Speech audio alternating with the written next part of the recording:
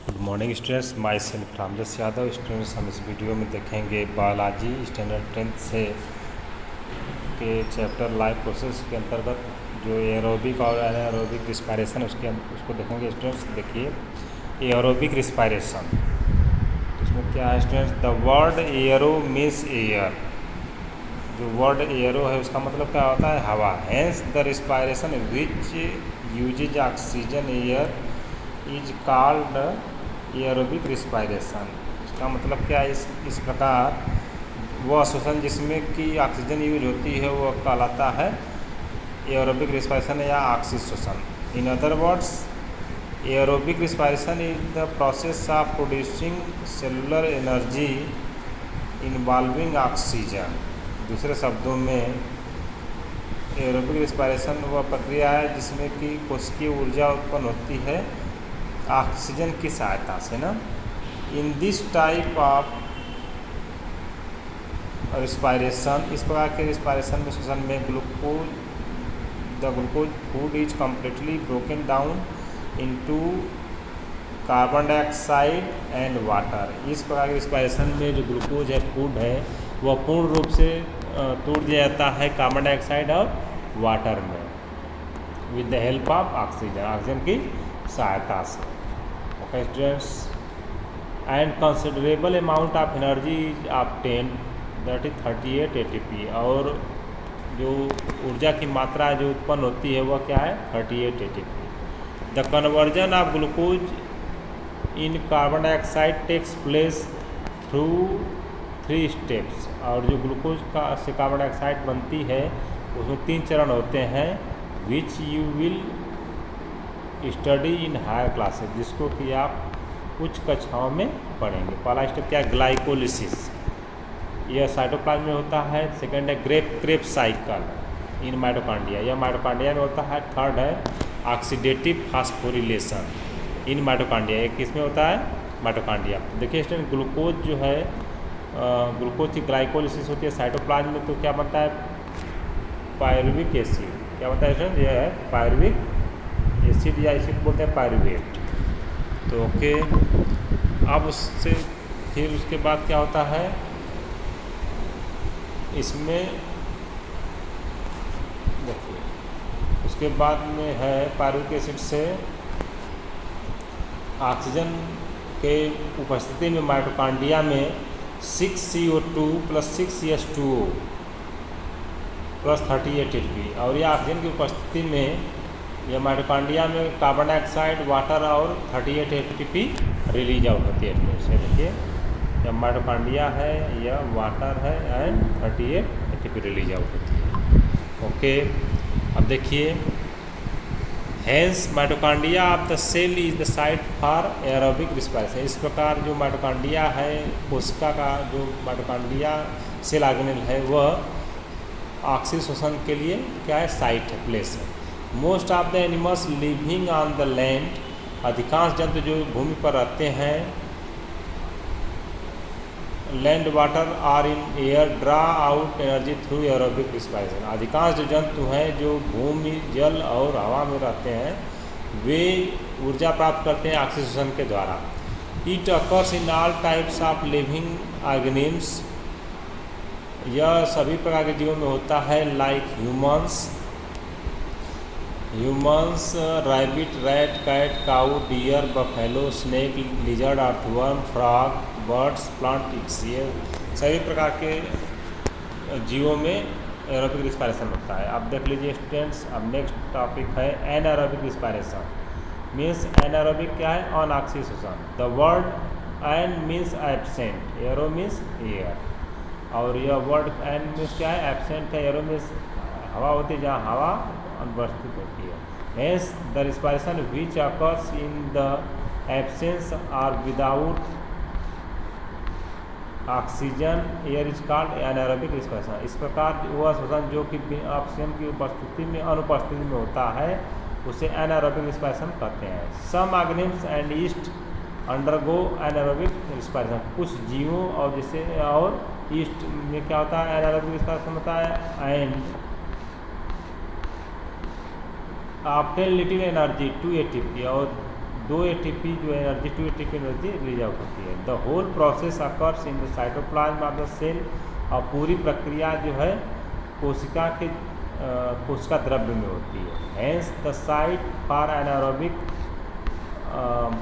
Respiration is cytoplasm of the cell. इस प्रकार जो एनारोबिक रिस्पायरेशन का प्लेस है वह कोशिका द्रव्य है, साइटोप्लाज्म ऑफ द सेल। देखिए इसमें क्या होता है, ग्लूकोज जो है ग्लाइकोलिसिस होती है साइटोप्लाज्म में, और यह पायरुविक एसिड या पायरुवेट में बदलता है। अब ऑक्सीजन नहीं है, इसको बोलते हैं फर्मेंटेशन, और कार्बन डाइऑक्साइड उत्पन्न होती है एंड C2H5OH मीन्स एथेनॉल या ethyl alcohol plus 2 ATP energy release out होती है। ये तो यह क्या है, देखिए यह जो है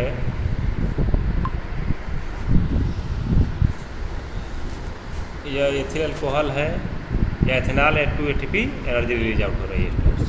आप देख लीजिए देखिए एनारोबिक रिस्पायरेशन इन मसल्स, जो मसल्स में मांसपेशियों में ऑक्सीजन कैसे होता है। Sometime there is a sudden demand for energy, कभी कभी जो ऊर्जा की तुरंत जरूरत पड़ती है, which aerobic respiration is not able to provide, जिसको कि ऑक्सीजन के द्वारा नहीं प्रदान किया जा सकता। Then the muscles draw energy through anaerobic respiration, तब जो मांसपेशियां हैं उस ऊर्जा को एनारोबिक रिस्पायरेशन के द्वारा लेती हैं। The chemical reaction transfers energy from glucose to cells but lactic acid is produced rather than carbon dioxide and water. और जो रासायनिक प्रक्रियाओं के द्वारा जो एनर्जी ट्रांसफ़र होती है ग्लूकोज से सेल में, लेकिन लैक्टिक एसिड बनता है कार्बन डाइऑक्साइड और वाटर की बजाय। अनफॉर्चुनेटली दुर्भाग्य में the presence of lactic acid leads to painful muscle cramps, और लैक्टिक एसिड की उपस्थिति के कारण जो है मसल्स में क्रैम्प्स बन जाते हैं, दर्द होता है। Hot water bath will provide relief from muscle cramps, और जो गर्म पानी से धोने से जो मसल क्रैम्प्स हैं उससे आराम मिल जाता है। Let us understand it with an example, आओ इसको समझें एक उदाहरण के द्वारा। Imagine a race of 400 meter, कल्पना करिए कि एक 400 मीटर की रेस में you need to transfer energy from glucose to your muscles very quickly, और आपको जरूरत पड़ती है ऊर्जा का हस्तांतरण करने के लिए ग्लूकोज से मांसपेशियों में बहुत तेज़ी से ड्यूरिंग द रनिंग के दौरान। However the aerobic respiration can not provide enough of quick energy, इस प्रकार जो ऑक्सीजन है वह उससे जो है तुरंत एनर्जी नहीं मिल पाती है।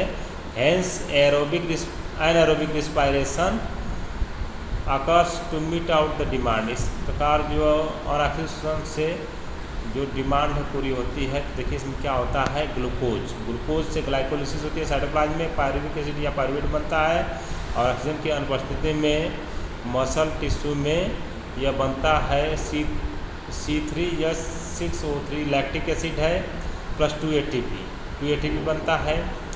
देखिए इसमें so vigorous weight lifting, running, jogging, intense workout require large amount and quick energy which is drawn from both aerobic and aerobic respiration. इस प्रकार जो विगोरस वेट लिफ्टिंग है जिससे बहुत ज़्यादा इसमें एनर्जी की आवश्यकता होती है, जिससे भार उठाना, दौड़ना, जॉगिंग या इंटेंस वर्कआउट में, तो यह ऊर्जा जो है दोनों ऑक्सीजन और ऑक्सीजन के द्वारा मिलती है। ओके स्टूडेंट्स, अब नेक्स्ट है टॉपिक फर्मेंटेशन, मतलब किण्वन। It is the process of converting sugar into alcohol और एन एसिड। यह प्रक्रिया है शुगर से अल्कोहल में बदलना या एक एसिड में ना। Fermentation with the help of east yields alcohol, और फर्मेंटेशन जो है ईस्ट की सहायता से होता है जो कि अल्कोहल बनाता है। While fermentation with the help of bacteria it's lactic acid, और जो बैक्टीरिया के द्वारा फर्मेंटेशन होता है वह लैक्टिक एसिड उससे उत्पन्न होता है। You must have heard about yogurt and cheese, आप सुने होंगे दही और पनीर के बारे में ना। They are prepared through fermentation of milk with the help of harmless bacteria, और यह बनते हैं दूध के किण्वन के द्वारा, जिसमें कि हार्मलेस बैक्टीरिया के द्वारा ना, जो कि हानिकारक नहीं होते उन जीवाणुओं के द्वारा। सम सोर फूड लाइक पेपरोनिक, देखिए कुछ जो खट्टे फूड हैं, जैसे कि क्या है, American beef and pork mixed fermented सलामी, और जो अमेरिकन बीफ है और पोर्क है वह फर्मेंटेड सलामी के द्वारा मिक्स किए जाते हैं। And kimchi Korean fermented vegetables, और किमची क्या है, कोरियन फर्मेंटेड वेजिटेबल्स, सब्जियां जो होती हैं। कंटेन्स लैक्टिक एसिड, इसमें लैक्टिक एसिड होता है।